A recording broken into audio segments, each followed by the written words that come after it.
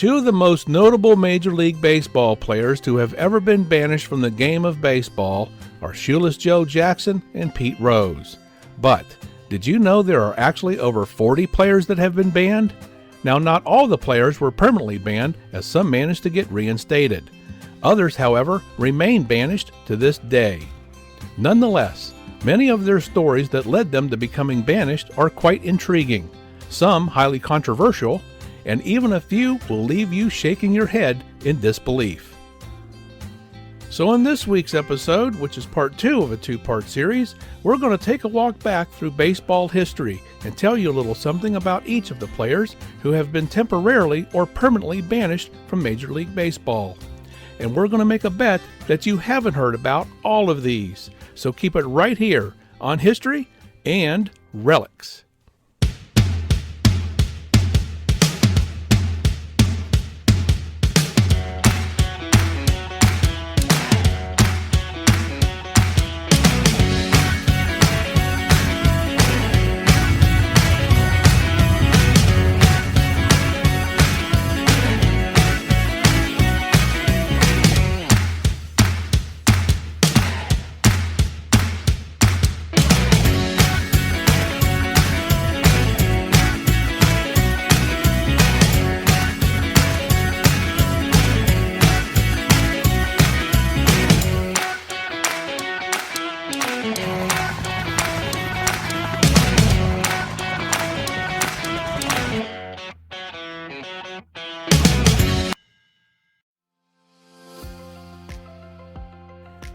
We had left off in part 1 talking about those being banned from baseball under the administration of Judge Kennesaw Mountain Landis. We had mentioned that Landis banned a total of 19 people during his administration, which spanned from November 12, 1920 through November 25, 1944. 16 men remain banned to this day, meaning 3 were eventually reinstated. So let's start things off today talking about those 3 men and their stories, and then we'll continue on with the remainder of the Landis rulings, followed by those of his successor up through current day. Heine Groh of the Cincinnati Reds has probably the shortest-lived banishment on the list, with just 2 days that occurred in 1921, as he held out for more money and wanting to be traded, to which Landis gave him an ultimatum.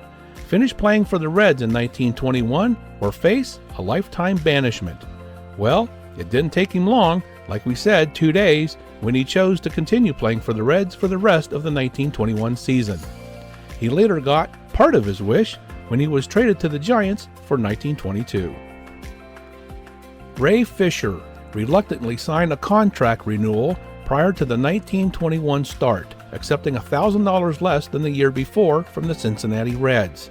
To help himself financially, he accepted a coaching job with the University of Michigan. He thought the Reds would just release him, but instead they placed him on the ineligible list for not providing sufficient notice. He appealed to Landis, who sided with the Reds, and banned him for life. But in 1944, Fisher received his Silver Lifetime Pass commemorating his baseball service. Thus, he believed his ban was lifted. However, he learned in 1979 that the ban was indeed still in effect, to which a few of his friends decided to petition the newest commissioner, Bowie Kuhn. Kuhn reinstated Fisher after nearly 60 years of being banned by Landis. Dickie Kerr, a pal of Ray Fisher's and who was also one of the few clean Sox who pitched during the 1919 World Series Black Sox scandal, held out for more money and refused to play before the start of the 1922 season. The White Sox suspended him, and that decision was supported by Landis. However, Kerr was allowed to come back and play in the majors again in 1925. Following that, he played in the minors and was a successful coach who mentored the likes of Hall of Famer Stan Musial. Phil Douglas, a pitcher for the Giants in 1922, who had won 11 games and had an ERA of just 2.63, was suspended and fined when he and John McGraw got into a heated argument over his recent poor performance and other actions spawned by his drinking. That led to Douglas wanting traded to the Cardinals. He penned a letter to a colleague of that organization and expressed his wanting to jump to their team to spite McGraw, during the pennant race. That letter later found its way to Landis, who banned Douglas for life. Jimmy O'Connell of the New York Giants and coach Cozy Dolan were both banned in 1924 for offering Philadelphia Phillies shortstop Heine Sand $500 to throw a game between the two teams, and where they would all later cash in on the deal with their gambling backers. William D. Cox, the owner of the Philadelphia Phillies, was the last person banned by Landis in 1943 for betting on his team's games. Cox and one of the predecessor Phillies owners, Horace Fogel, who we discussed in part 1 of our series, are the only owners banned for life. After Landis passed away while in office on November 25, 1944, there was a very long lull before the next banishment. During the tenures of Commissioners Happy Chandler, Ford Frick, Lieutenant General William Spike Eckert, Bowie Kuhn, and Peter Ueberroth, only 3 players, or in this case, former players, were banned for life. All 3 were banned by Kuhn, and all 3 were later reinstated. And just who were these 3 former players? Well, you might just be in for a surprise.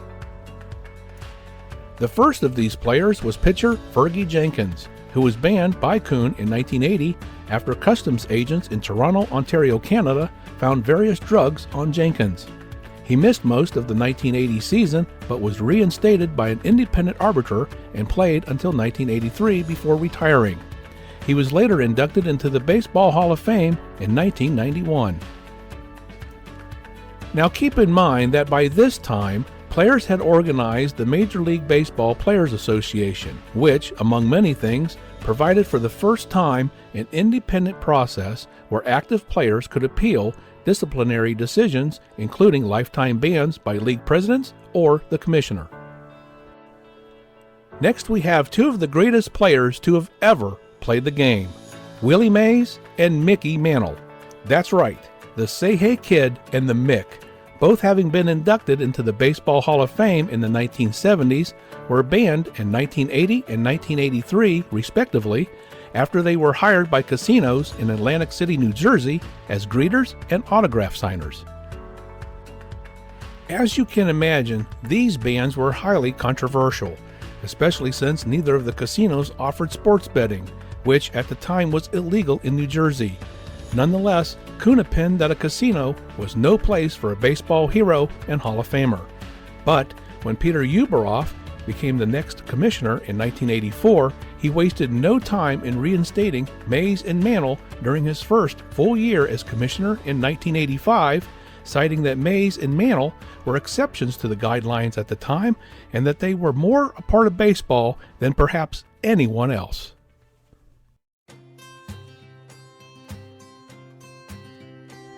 Giamatti served as commissioner of baseball only 5 months, from April to September, before he died of a heart attack on September 1st, 1989, becoming only the second commissioner to die while in office since Landis. Giamatti will forever be tied to baseball legend Pete Rose, who not only had an otherwise Hall of Fame playing career with the Cincinnati Reds, but later managed the team as well. Rose was banned in 1989 for his alleged ties to gamblers and illegal bookmakers. This led to Giamatti and Rose reaching a legal settlement that resulted in Rose's placement on the ineligible list on August 24, 1989. This also marks the first and only time such an action was mutually agreed upon by the parties involved. Rose acknowledged that there was a factual rationale for his banishment. In turn, Giamatti agreed that Major League Baseball would not make any formal findings of guilt or innocence with respect to the allegations against Rose. Rose was also permitted to apply for reinstatement once a year indefinitely. Later in a press conference, Giamatti concluded that Rose bet on baseball and described his sanction as banishment for life.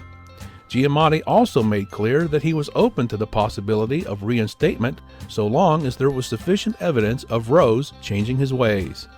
Giamatti died 8 days later. Despite best efforts, support from many, and a changing society that now allows sports betting of all things, Rose remains banned to this day.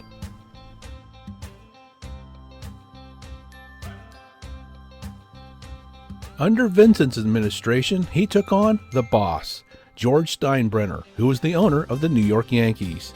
Fay banned the boss in 1990 when allegations swirled that he bribed a private investigator $40,000 to dig up dirt to discredit player Dave Winfield. Steinbrenner relinquished ownership but regained control in 1993 when Commissioner Bud Selig reinstated him. Steve Howe, a pitcher for the New York Yankees, was banned in 1992 after receiving a series of suspensions related to drug and alcohol abuse. However, via an independent arbiter, Howe was reinstated and later retired in 1996.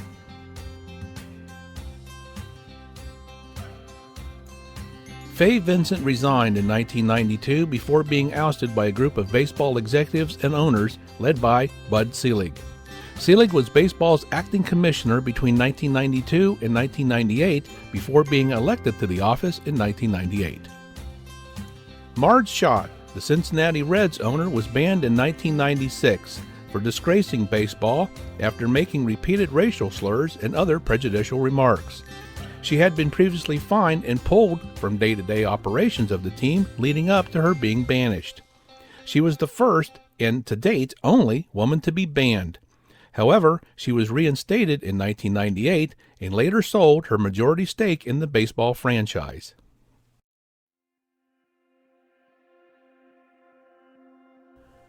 Rob Manfred succeeded Bud Selig as commissioner after Selig retired on January 25, 2015. To date, he has banned more individuals than his three immediate predecessors combined, second only to Judge Landis. Jenry Mejia, New York Mets pitcher, was banned on February 12, 2016, after testing positive 3 times in less than a year for performance-enhancing drugs. He later pursued and was granted reinstatement in 2018, which allowed him to join the Dominican Summer League. Manfred later lifted all restrictions by spring training 2019, but by then he had been released by the Mets and signed a minor league deal with the Boston Red Sox. Chris Correa, a former St. Louis scouting director, was permanently banned in January 2017 for his role in hacking the Houston Astros scouting database in an attempt to provide St. Louis a competitive edge. The Cardinals paid a large fine and Correa was sentenced to prison for the unauthorized use of a protected computer, thus becoming the first person to be incarcerated for events that resulted in a ban. John Coppolella, the Atlanta Braves general manager, was banned in November 2017 for his part in evading Major League Baseball rules regarding the signing of international free agents. However, Coppolella was later reinstated in January 2023 after Major League Baseball officials determined that he has made great strides to improve and redeem himself. Brandon Taubman, a former Astros assistant general manager, was placed on the ineligible list in November 2019 for inappropriate comments made to a female reporter a month earlier. Taubman was already involved in an active and pending MLB investigation into sign stealing during the 2017-2018 seasons. Even though Taubman was interviewed in the sign-stealing case and no evidence was found of his participation, Manfred advised in January 2020 that Taubman would remain on the ineligible list at least through the 2020 season, primarily due to the egregiousness of his more recent comments. Taubman was eligible to apply for reinstatement after the 2020 World Series, which he did and was reinstated a short time later. Roberto Alomar, a Hall of Fame inductee in 2011, was placed on the ineligible list in April 2021 following an independent investigation into claims that he had harassed a female Toronto Blue Jays staffer in 2014 while serving as a consultant for Major League Baseball. He was fired from his position and remains enshrined in the National and Canadian Baseball Halls of Fame. Mickey Callaway, a former Major League pitcher from 1999 to 2004, turned manager and coach for 3 separate teams between 2013 and 2020, was banned in May 2021. This followed allegations of harassment during his stint as manager with the Mets and pitching coach with the Indians and Angels. Callaway was eligible to apply for reinstatement at the end of the 2022 season. Well, that's going to conclude part 2 of this 2-part series. If you missed part 1, just check out our channel or stay tuned here and we'll have a link for you at the end of this video. In the meantime, let us know your thoughts on these players. Do you agree with the final disposition they received? Should more be reinstated? Are there more that should be called into question? Leave us a comment and let us know. Thank you for joining us today. We hope you enjoyed our program. If you like our content, we ask that you give us a thumbs up, a like, share with your friends, subscribe to our channel, and ring that notification bell so you always know when our new content is published. And all of this costs nothing, but means a lot to us and keeps us growing.